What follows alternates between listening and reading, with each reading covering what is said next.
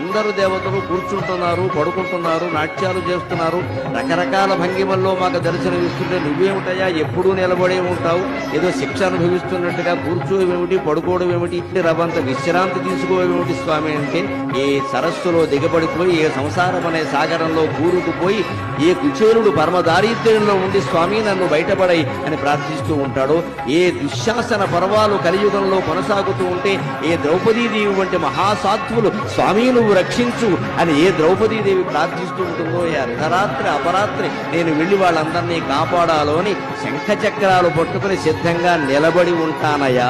పడుకుంటే లేచి బయలుదేరడం కష్టం కదా, ఎవరికైనా దేవుడికైనా. ఎవరో మేలుకొలుపు పాడాలి, సుప్రభాతం పాడాలి, లేవాలి, బయలుదేరాలి.